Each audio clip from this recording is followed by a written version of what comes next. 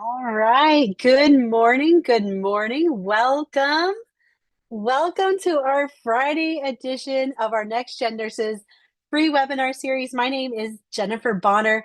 I serve as the tutor team lead here at Archer Review, and I am absolutely delighted that you are joining me this morning. So wherever you are, in your nursing journey, one of the struggles that we hear from students quite often is that they really struggle with knowing how to take those NCLEX questions. So our plan and our goal for today is to go through some of those most difficult concepts. Let's break down some of these questions, see how we can best work through them, and maybe learn some things along the way.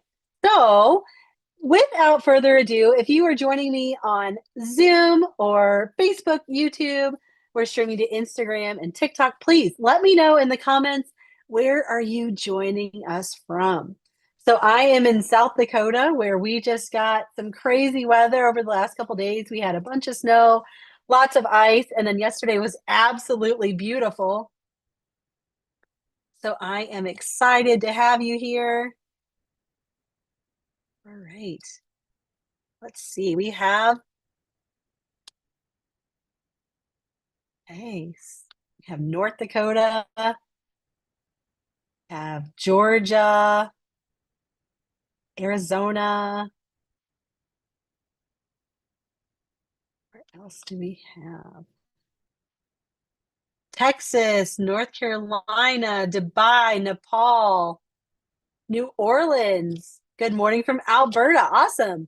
British Columbia, Dubai, Houston, Australia, North Carolina, Chicago, Pennsylvania, Boston, California, New York. Awesome. We are so excited to have you. We have students from all over the world, which is pretty remarkable when you think about it, that we have this one thing, this nursing that has joined us together with students who are in the same position that you are all over the globe. And I absolutely love it. So just a few housekeeping things before we get started. So we're going to be going through Rapid 30. So we're going to be talking through questions. We're going to be looking at what this looks like to break down an NCLEX style question. We're going to go through the rationales. But in order for this to move smoothly, if you're answering a question, please drop that in the chat if you're joining me on Zoom. It just kind of helps keep things available in the Q&A in case somebody has a question. Now, if you have a question that you need answered, you don't understand maybe how we got there, or you're having difficulty with another concept, please put that into the Q&A and I will be attentive to that. I will try to get to that just as fast as I can. So someone's saying, am I supposed to see everyone's messages? So the chat just goes to me as the presenter. So that's a great question. So as we move along, if you're just answering one of my questions, please go ahead and put that in the chat so that I can see them. Please, if you're joining me on Facebook, YouTube, TikTok, Instagram, please share. Go ahead and follow us if you haven't done that before. This is going to be an awesome morning of learning together, hopefully getting through some of these really important topics. So before we get started, tell me, how do you feel about your ability to break down NCLEX style questions? Let me know in the chat. How do you feel about your ability to break down these NCLEX style questions? See a bunch of people still jumping on from Instagram. That's awesome. Welcome, welcome. So glad you're here. Sometimes okay, not so much. Other times horrible. I have a hard time. Sometimes easy, sometimes difficult. Anxious. After Archer, now easy. Good. Feeling better, but still need assistance. Okay. So if you are in that area of, I'm still struggling just a little bit, this is the place for you. If you're like, I'm good, again, this is the place for you. If you are anxious, we're going to talk about some of those tools that we can use in order to kind of decrease some of that anxiety. So stay tuned. All right. I know the material. When I don't know a question, it's hard for me to choose between two answers. Absolutely. We're going to talk about some of those difficulties as we go through. Someone is asking for a barrier cream for a colostomy. So we put down that cream and then we put the wafer on and then we connect. Great question. Can't see you. Okay, if you are unable to see me, you might need to jump out and come back right back in.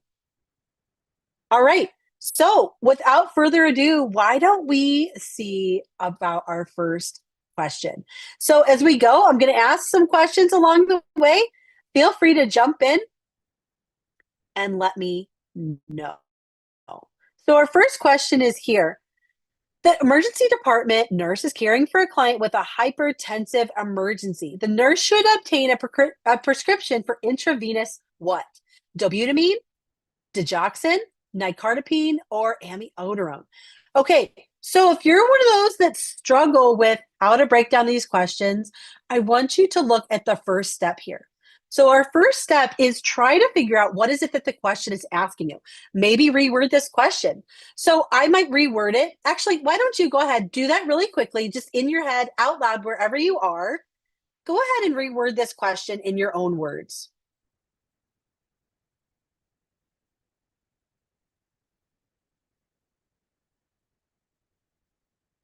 Someone is saying sometimes when I go through questions, I feel like I didn't learn it in nursing school. That's an excellent point. So, a lot of times, what I recommend is whoop, there we go. Keep some sticky notes right next to you. So, if you're struggling with a concept, you're like, man, I don't remember learning anything about Cushing's. I want you to take your pencil, write down Cushing's disease, and before the end of the day, make sure you go back and kind of review that information. What that does is your brain pinpoints. I was going through questions. I didn't remember anything about Cushing's disease, but then I went and reviewed it. And now you're going to start to connect those thoughts a little more easily. So that's a really great tip that I have if you're someone that struggles in that situation. Okay, so when I reword this question, I might say, with a client who's in a hypertensive emergency, what medication am I going to anticipate IV? All right, so go ahead.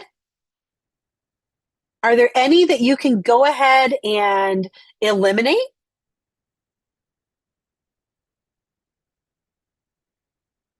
Any tips for retaining? It's hard to retain. I feel like I'm studying 5 hours. Yes, absolutely. Make sure that you're studying in a way that you're going to receive best. There are lots of assessments online that you can take to find out what your preferred learning style is, and then start to learn in that way. Also, teaching out loud or talking through things out loud is going to be helpful, along with going back and review those sticky concepts like we just talked about. Okay. So someone is saying I can already eliminate digoxin. Someone says I can eliminate amiodarone. Okay. So let's see here. So our answer here is letter C. Now, why is it letter C? Now, this is really important, especially if you're trying to retain that information.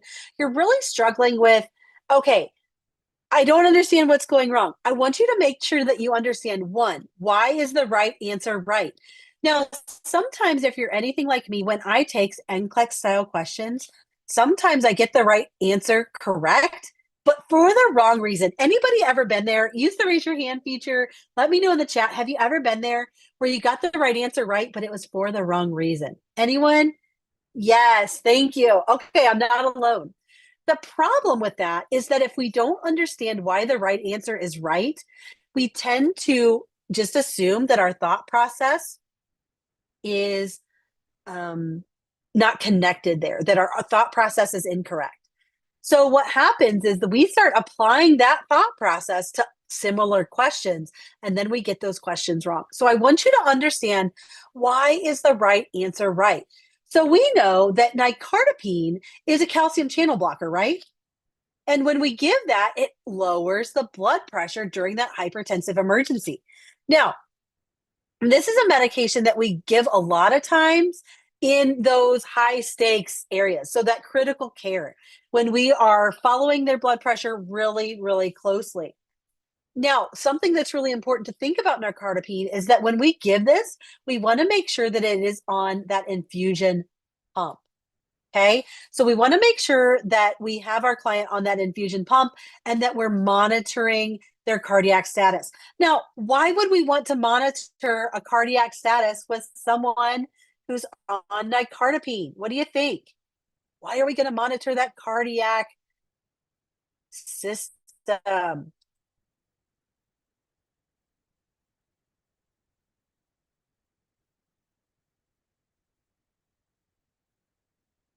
Okay. Their blood pressure can drop too low. That's a good thing to think about.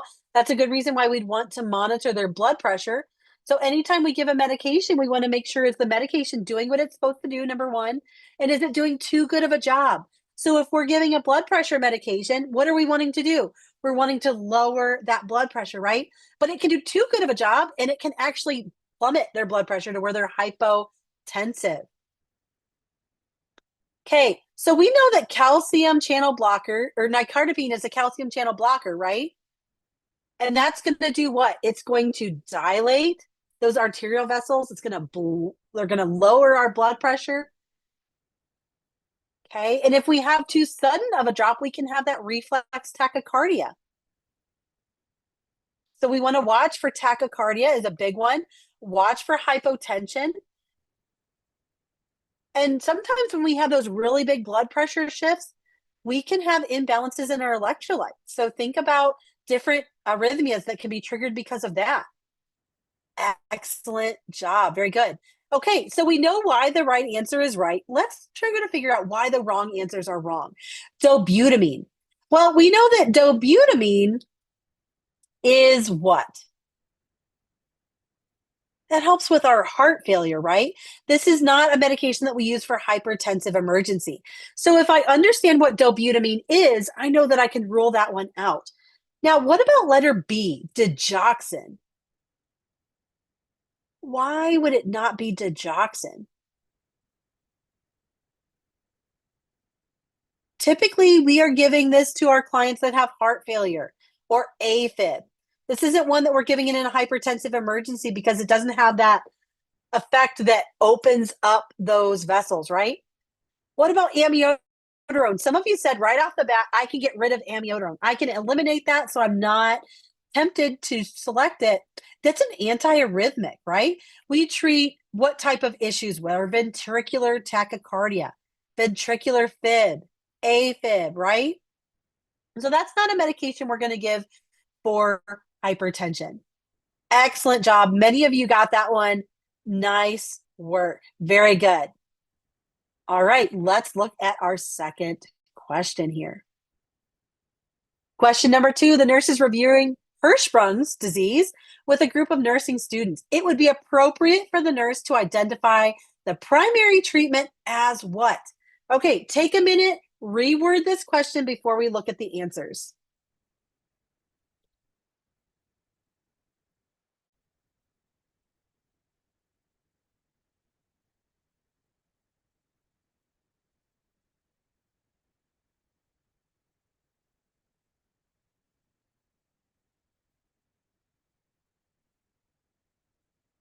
Okay.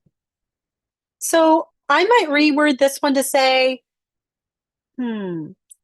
what's the primary treatment for Hirschsprung's disease? Am I going to do a surgical repair? Am I going to do pancreatic enzymes? Am I going to do gluten-free diet or fecal microbiota transplant? Someone says they're stuck between A and D. Okay.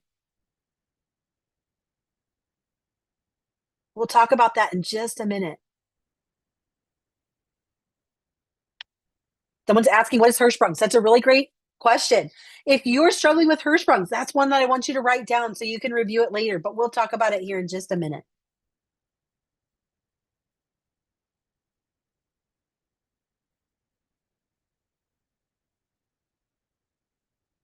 Several right answers coming in. Excellent work. Excellent, excellent. Hey, somebody remind me, what is Hirschsprung's? Give me the gist of Hirschsprung's. Someone says, I didn't learn about this in nursing school. Okay, we're going to learn about it now. Okay, we see this in where they're not passing that meconium, so meconium ileus, okay? So basically, what happened is those nerves in the GI system did not develop. So, what can't occur? Think about what's happening in the GI system to get stool to the end. Peristalsis. That's right. Those nerve receptors are not there. So, peristalsis is not occurring. So, we're not seeing stool come out in those newborns. Right. So, what are we going to do to fix this? Are we going to repair it? Are we going to give them pancreatic enzymes? Is that going to fix it? A gluten-free diet? Or are we going to introduce fecal microbiota? What do you think? Okay, if you're down to enzymes and surgery, okay. Okay, let's see here. Our answer is letter A. Okay, so let's talk about this. So let's figure out, why are those wrong answers wrong? So our pancreatic enzymes, this is something that we see with cystic fibrosis. And that helps our client be able to break down what they've just eaten. Okay. So that one doesn't have to do with Hirschsprung's. Now, if we understand what Hirschsprung's is, sometimes that can allow us to eliminate some of those. Now, what about a gluten-free diet? Is a gluten-free diet going to do anything about those nerves that haven't developed? No. This is what we do for celiac disease.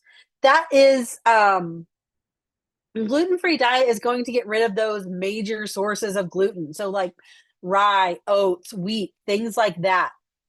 So when we're looking at this question, we want to make sure that we understand, what is it that we're being asked? Are we being asked about, what am I going to do about celiac? No, it's asking about Hirschsprung. So if we understand what Hirschsprung's is, then we know that if we give pancreatic enzymes or change the diet, that's not going to change what happens with our client. Now, what about fecal microbiota? Now, several of you were not sure what this is. So this is for someone that has something like C. diff. And basically what happens is, I used to be a part of these when I was working in endoscopy, but we have fecal donors. You got it. People who donate poop. That's what this is. So we have fecal donors, and what happens is this actually gets put down into our client's colon, and to help kind of change that situation, that environment. So in this situation, the only way that we can change what's going on is we're going to do a surgical repair. Okay. And so basically what happens is, they go in, they take apart that disease, or they take out that diseased area, and then they are able to reattach. A lot of times we'll see a colectomy, where they have that part that's taken out, or they do an endorectal pull through. And this is where the surgeon actually takes part of that large intestine that doesn't have those nerve cells, so peristalsis can occur, and it actually kind of takes that out and reconnects it to the first part of the anus. So kind of gets that taken away. So we understand what we're talking about here with Hirschsprung's. We understand why the right answer is right, why those wrong answers are wrong. So our answer here is letter A. Excellent job. Now, several of you are asking about these questions. This will be uploaded to our Facebook page and our YouTube channel, where you can go back, you can share these with your friends, you can review after we're finished. All right, we're on to question 3. The nurse is caring for a client with a basilar skull fracture. Which assessment finding requires immediate follow-up? Immediate follow-up. So go ahead, reword this question in your own words out loud, and then we will look at the answers together. Someone was asking about intussusception. Is that where we give an enema? Yes. An enema can be both diagnostic and therapeutic for those clients. Great question. Okay, so how do we reword this question? The nurse is caring for a client with a basilar skull fracture. So basically, which one of these makes me think, oh no, we need to do a quick assessment with somebody on a basilar skull fracture? Periorbital ecchymosis, Retroauricular or mastoid ecchymosis, a temperature of 100.9, or a headache? What do you think?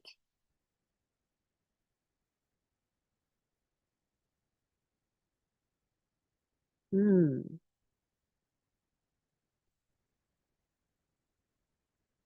Seeing some right answers coming in already.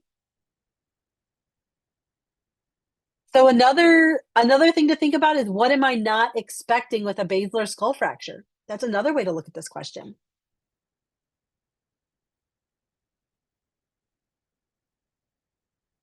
Okay, if you're expecting it, yeah.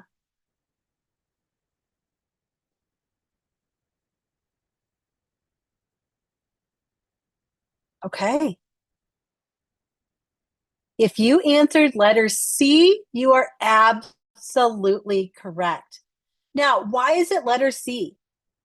Well, we know that if we have a basilar skull fracture, we can have what? We have tears in there. We can have fluid going into places it shouldn't be, and we can have some infection going on. We can have meningitis. So, are we expecting a fever in someone with a basilar skull fracture? Absolutely not. That is not a common finding.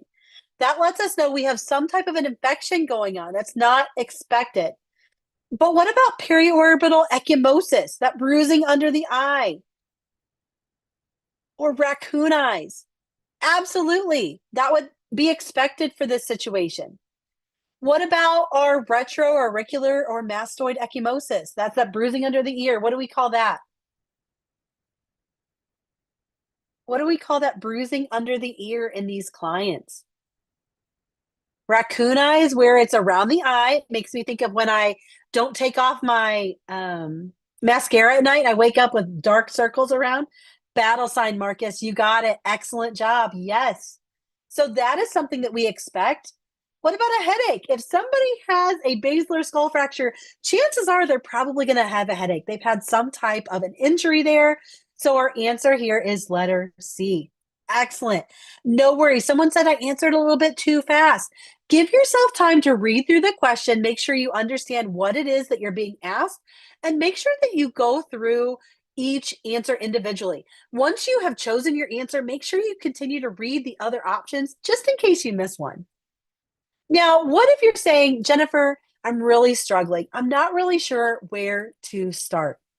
If that's you, our SurePass combo is my number one recommendation. Why do I recommend our SurePass combo? Well, number one, we have on demand videos for just about anything you can imagine. If you're struggling with mental health or pediatrics, or maybe you're struggling with neuro, we have a video for that. It breaks it down in the most understandable ways. But not only that, we have a Q bank. For nurses or for RNs, we have over 2,000 questions in the Q bank that have videos that connect that specific area into a just that snippet of the grand scheme of things where you can review that information. But my favorite 3 days of the week are our 3-day live. This is where we go through those high yield NCLEX topics to get you NCLEX ready, going from specialties to fundamentals and everything in between. So if you're an RN, please go ahead, scan that QR code there on your left. PN, scan that QR code there on your right, and go and see what all the hype is about. We have students that talk about how excited they are about this option all the time. Is someone's asking, is there one before April 4th? Our next 3-day live will be Wednesday, Thursday, and Friday, the first Wednesday, Thursday, and Friday of April. Great question. All right, let's look at question number 4. The nurse is caring for assigned clients. They should initially follow up on the client who, so go ahead, rephrase the question. Who am I most concerned about? Has a basilar skull fracture, bruises under the eyes. Has a craniotomy and the change in the GCS from 13 to 11 in the last hour. Amyotrophic lateral sclerosis, ALS, requesting to have resuscitation efforts withheld, or Guillain-Barré syndrome and reporting lower extremity muscle weakness.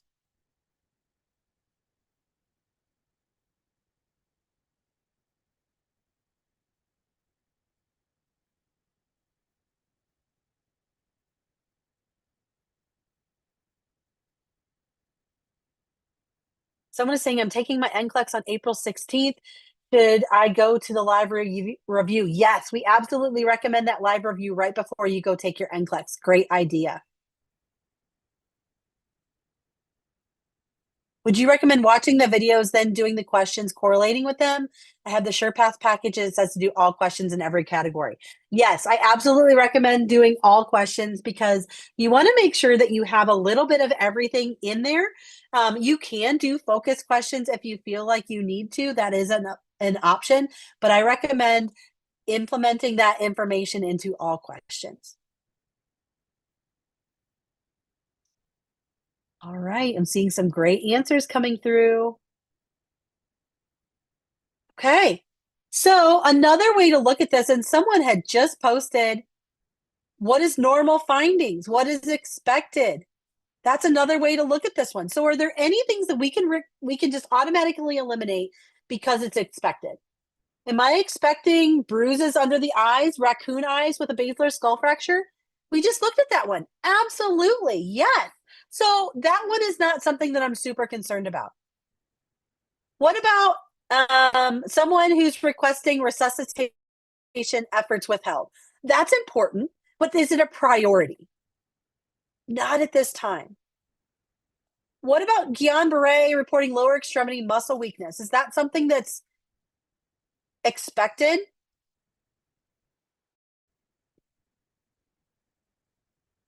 So someone is asking, do we do ABC for priority? Well, ABC is not going to help us in this situation because that's not one of our answers. So in this situation, our answer here is letter B. Why is letter B the answer? Well, because we have a change in that level of consciousness, right? And that should be a red flag, especially in that last hour. That GCS went from 14, I believe. Let's go back and look. From 13 down to 11.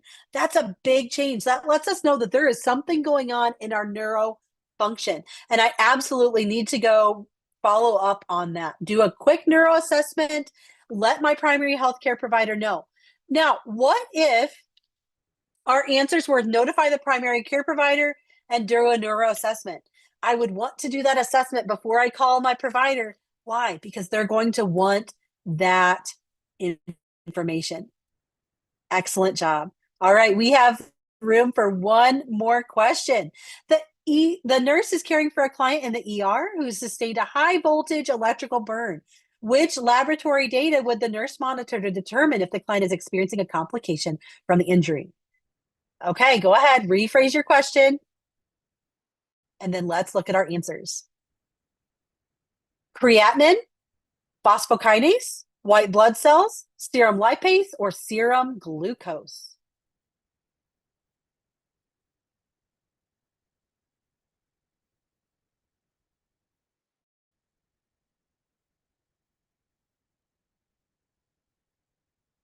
Someone is asking, do we have any platform community support? Absolutely. Check out our Facebook page at NCLEX Archer NCLEX Review.